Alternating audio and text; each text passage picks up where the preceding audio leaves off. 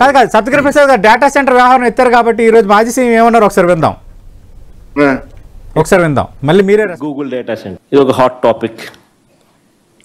దీని గురించి అసలు ఆశ్చర్యం కలిగించే విధంగా వార్తలు వింటా ఉన్నాం. అధికారంలో ఉన్న చంద్రబాబు నాయుడు పాలన ఒకవైపున గాలికి ఎగిరిపోయినట్టుగా కనిపిస్తుంది, మరోవైపున రాష్ట్రంలో ఒక యాడ్ ఏజెన్సీ నడిపిస్తా అన్నట్టుగా రాష్ట్రం నడుస్తూ ఉంది. మాటలు చూస్తే ఏమో కోటలు దాటుతా ఉన్నాయి, పర్ఫార్మెన్స్ చూస్తే ఏమో వీక్. వేరే వాళ్ళకు దక్కాల్సిన క్రెడిట్ను తానే చోరీ చేయడంలో మాత్రం చంద్రబాబు పీక్.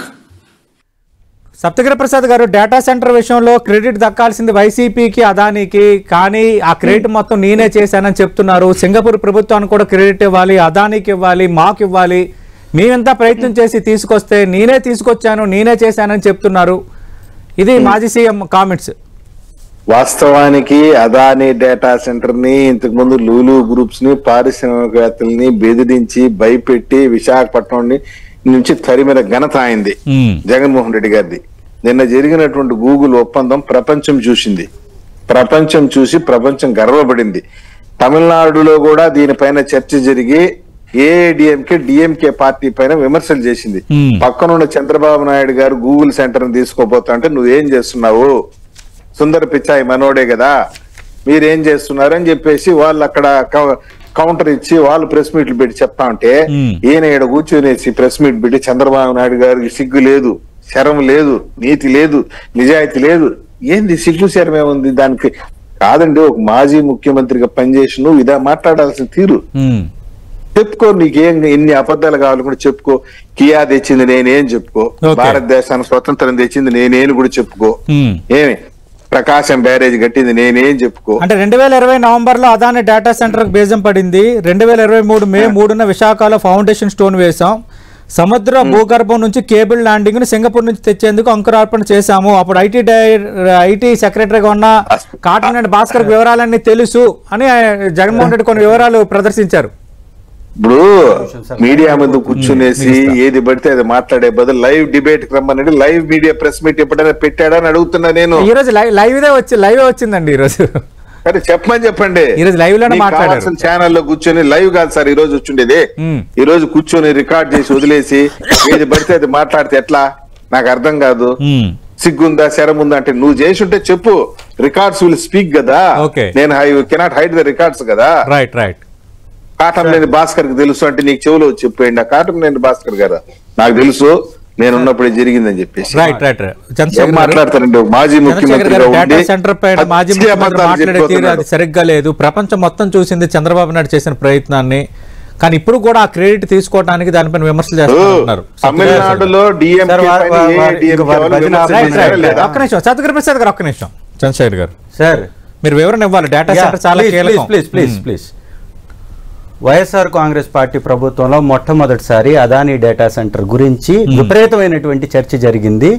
దీనికి 300 మెగావాట్లకు సంబంధించినటువంటి డేటా సెంటర్ని విశాఖపట్నం నడిబొడ్డులో ఏర్పాటుకి 25,000 ఉద్యోగాల నిబంధన పెట్టి అక్కడ భూ కేటాయింపులు జరుగుతున్నటువంటి మాట అప్పుడున్నటువంటి ప్రభుత్వంలో ఉన్నటువంటి పెద్దలు చెప్పారు. మీడియా వ్యవస్థలు కోడై కూశాయి.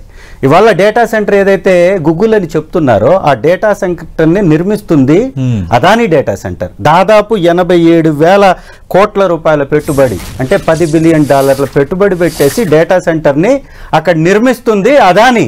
అదానీ డేటా సెంటర్ పెట్టిన తర్వాత గూగుల్ దానికి హార్డ్వేర్ని ఇస్తుంది. కానీ ఆ డేటా సెంటర్ రావడానికి కీలకం ఏంటి అంటే సింగపూర్ నుంచి 3,900 కిలోమీటర్లు సీలో కేబుల్ వేస్తారు. ఆ కేబుల్ వేసేదానికి అవుతున్నటువంటి ఖర్చు, ఆ రోజు సింగపూర్ ప్రభుత్వంలో ఏర్పాటైనటువంటి కమిట్మెంట్స్, అవన్నీ కూడా అప్పుడు జరిగినటువంటి చర్చ. ఇవాళ కొత్తగా డేటా సెంటర్ రాలా. ఈ తెలుగుదేశం పార్టీకి సంబంధించినటువంటి చంద్రబాబు నాయుడు గారు కానీ మిగతా నాయకులు కానీ ఏం చేశారంటే డేటా సెంటర్ ఇవాళే కొత్తగా వస్తున్నట్టు, అది గూగుల్ ప్రత్యేకమైనటువంటి డేటా సెంటర్ అయినట్టు, అదానీతోటి సంబంధం లేనట్టు ఒక చిత్రీకరించి అదానీ పేరే చెప్పకపోవటానికి కారణం ఏంటి అంటే అదానీ పేరు చెప్తే జగన్మోహన్ రెడ్డి గారు తీసుకొచ్చినటువంటిది, మా ప్రభుత్వంలో వచ్చినటువంటి వ్యవస్థ కాబట్టి ఆ క్రెడిట్ మాకు వస్తుంది కాబట్టి దాన్ని తప్పించి గూగుల్ పేరుతో చెప్తున్నారు. గూగుల్ ఎప్పుడు తెలుసా ఈ దేశంలోకి ఎంటర్ అయ్యేది, విశాఖలోకి వచ్చేది అదానీ 87,000 కోట్ల పెట్టుబడులతోటి నిర్మాణం చేసిన తర్వాత. అందుకే ఈ నెల 4వ తారీఖు అలెగ్జాండర్ స్మిత్ సింగపూర్ కి సంబంధించినటువంటి అధికారి, ఇక్కడ ఉన్నటువంటి IAS అధికారి కాటమనేని భాస్కర్ రావు గారికి లేఖ రాశాడు. ఈ అదానీ డేటా సెంటర్ కి సంబంధించినటువంటి ల్యాండ్ ని హ్యాండ్ ఓవర్ చేయమని, వాటికి సంబంధించినటువంటి కొన్ని వివరాలతోటి కావాల్సినటువంటి వాటికి ల్యాండ్ చేశారు. దానిలో చాలా క్లియర్ గా వారు మెన్షన్ చేసింది అదానీ ఇన్ఫ్రాకి భూ కేటాయింపుల విషయం అని మాట్లాడారు. మరి 3 కంపెనీలకు సంబంధించి దానిలో ఎక్కడ గూగుల్ గురించి, గూగుల్ కొత్త వ్యవస్థ గాని ఎక్కడ మాట్లాడాల. అంటే ఈ సంస్థ రావడానికి కారణం విస్తరణ మాత్రమే. అదానీ డేటా సెంటర్ రావడానికి కారణం సీలో వేస్తున్నటువంటి ఆ కేబుల్ సబ్సీ కేబుల్ 3,900 కిలోమీటర్లు సీలో వేస్తున్నారు. దానికి సంబంధింంచి దాదాపుగా ఆ రోజు ఉన్నటువంటి అదానీ డేటా సెంటర్ ఎప్పుడు సార్ 2020 నవంబరు 2020లో అది అనౌన్స్ అయింది. దానికి సంబంధించి 2022 అక్టోబర్లో టైమ్స్ ఆఫ్ ఇండియా ఒక కథనాన్ని రాసింది. టైమ్స్ ఆఫ్ ఇండియా కథనం కూడా ఇప్పుడు అదే గూగుల్లో వారు అంటున్నారు కదా, ఇట్లా టిక్కును అది కూడా వస్తుంది. రెండోది సింగపూర్ ప్రభుత్వానికి 2021లో మా ప్రభుత్వం లేఖ రాసింది దీనికి సంబంధించినటువంటి వ్యవహారం మీద. ఏ వ్యవస్థనైతే మేము తీసుకొచ్చామో దాని యొక్క కొనసాగింపే గూగుల్ తప్ప కొత్తది కాదు అనేది ఇది స్పష్టం.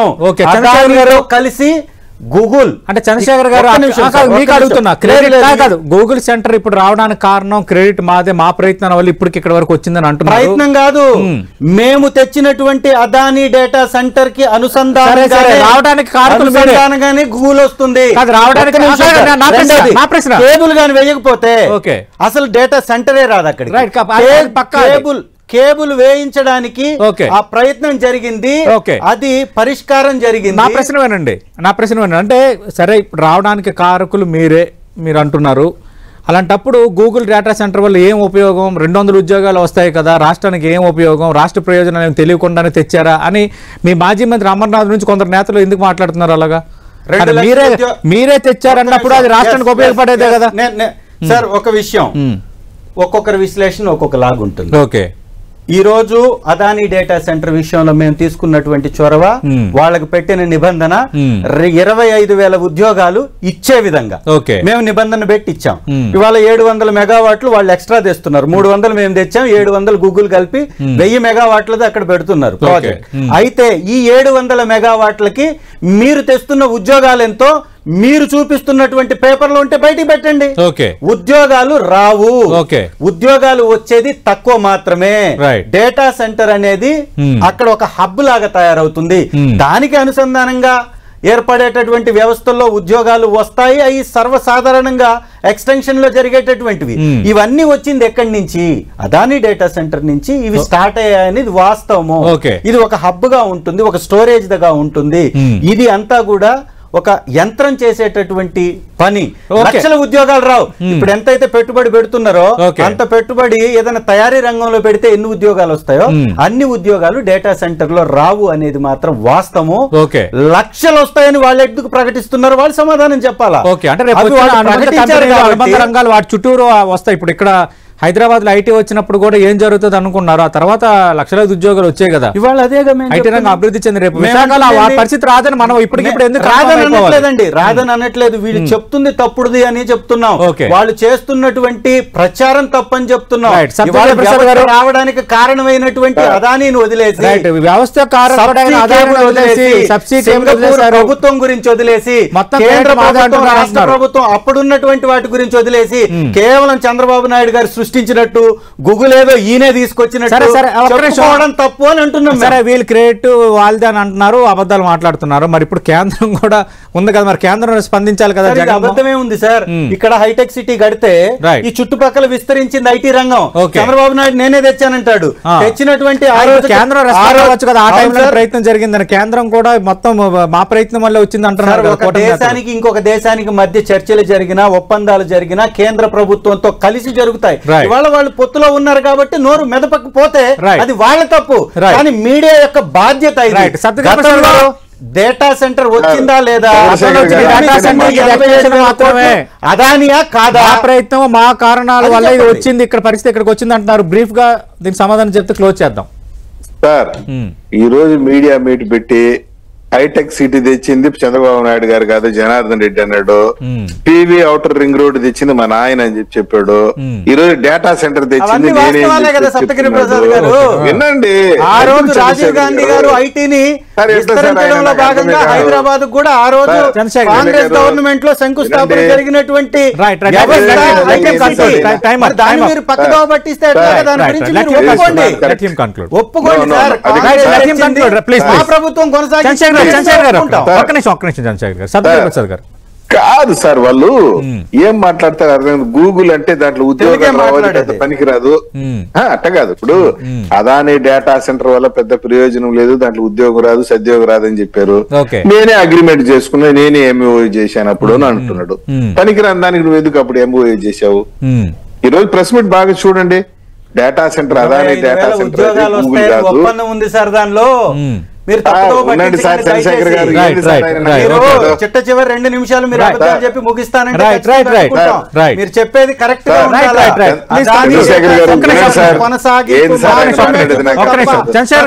వ్యవస్థ కాదు సార్. వైసీపీ సోషల్ మీడియా వాళ్ళకి గూగుల్ అంటే తెలియకుండా నిన్న ఎవడో చెప్తాడు ఇది గూగుల్ కాదు గోడౌన్ అంటాడు. గూగుల్ డేటా సెంటర్ కాదు, అది గోడౌన్ అని చెప్తా ఉంటే ఇంతకన్నా దౌర్భాగ్యం ఇంకోటి ఉంటుందా? నాయన గూగుల్ వాళ్ళు అంత దూరం నుండి వచ్చి మనతో ఎంఓయూ చేసుకునేసి విశాఖపట్నంలో డేటా సెంటర్ పెడితే 20 లక్షల ఉద్యోగాలు వస్తుందని వాళ్ళ సమక్షంలో చంద్రబాబు నాయుడు గారు ప్రకటించారు.